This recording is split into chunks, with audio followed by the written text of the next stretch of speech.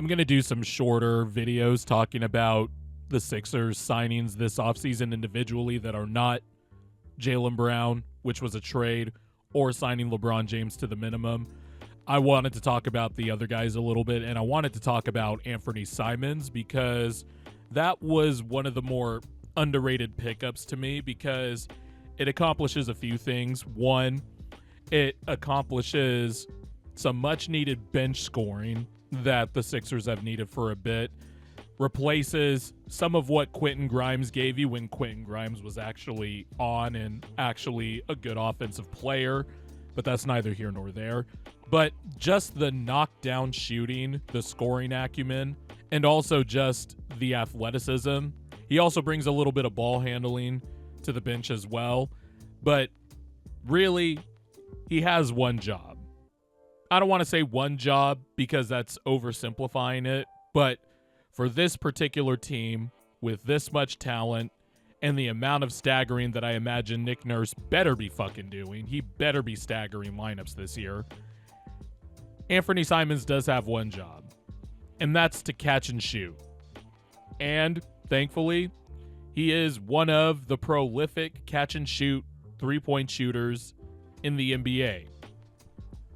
Last year, when you include his 6 games or whatever with the Chicago Bulls, but his time with the Celtics, 43% on catch-and-shoot threes on 3.5 attempts per game. 24-25 season, he shot 37.7% on catch-and-shoot threes on over 4 attempts a game. 42.7% on 3.7 attempts per game in the 23-24 season. You get the theme here.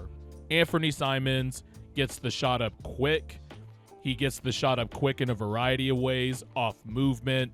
He can do pull-ups. Now, he's about a 34 to 35% pull-up three-point shooter for his career, and that's actually pretty good considering. I was looking over the past seasons who led the league in three-point percentage on pull-up threes, and obviously I had to sort it by attempts because NBA.com stats can get funky. And really, as expected, Steph Curry's the fucking standard. He shoots like 40% on pull-up threes, and everybody else shoots like 34, 36 sometimes, but usually you hover around 34 or 35%, which is, I guess you would consider that league average. But Steph Curry and Jamal Murray last year, too, he shot like 40% on pull-up threes, but it was like on 2.5 attempts per game. Just think about the amount of pull-up threes Steph fucking takes per game. Just this last season alone, at 37 years old, over 5 attempts a game, Steph shot 40.7% from 3. LaMelo Ball shot 37%. James Harden has always been one of the more prolific pull-up three-point shooters ever. I mean, he invented the fucking step-back three. 36.8%. So those guys are usually the standard. Prime Damian Lillard, too, that was another standard, but it's rare if you could get above like 35% to 36%. And Anfernee Simons is a pretty good pull-up three-point shooter, but his main sauce will be the catch and shoot.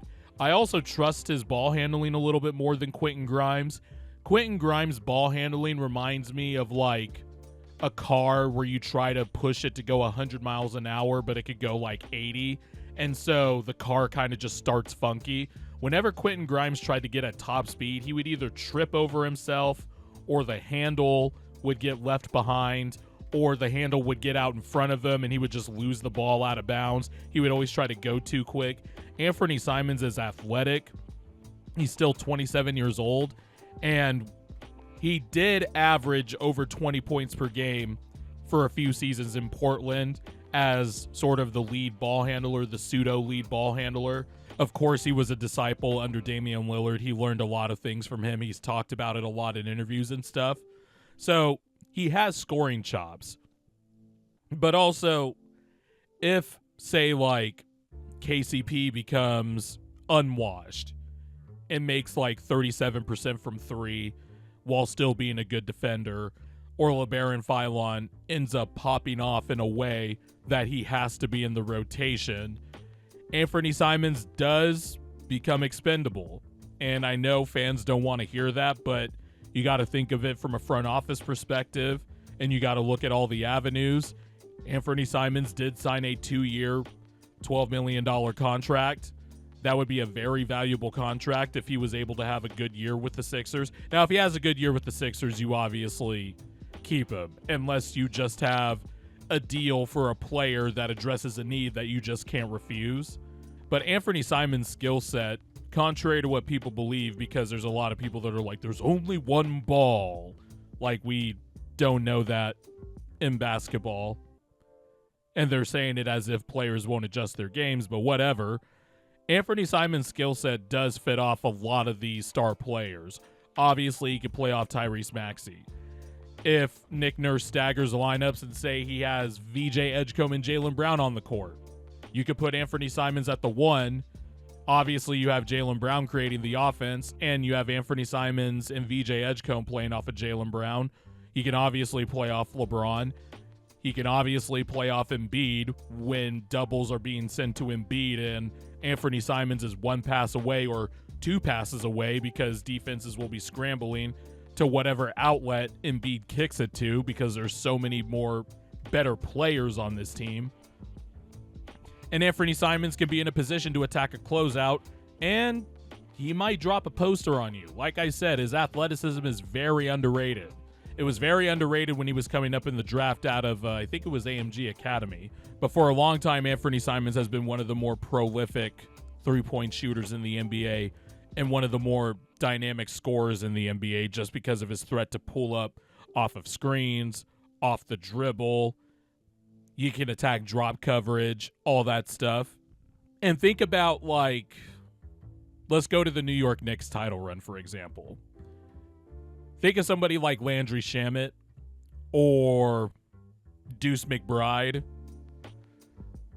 You know, previously they probably weren't considered to be good defenders, but in a championship culture and an environment, Anfernee Simons can buy in, and he can at least use his athleticism, move his feet, use his hands to compete on that end. Not saying he'll be a lockdown defender, but Anfernee Simons alone just gives the Sixers more dynamic offensive options off the bench.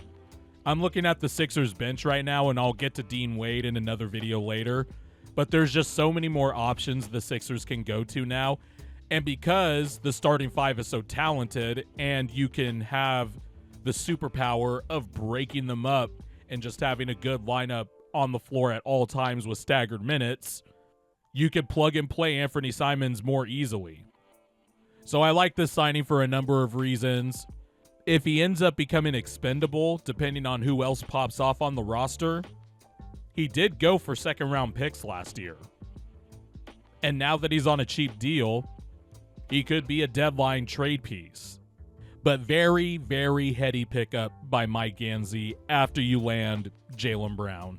And then it became a more valuable signing when you got LeBron James a few weeks later.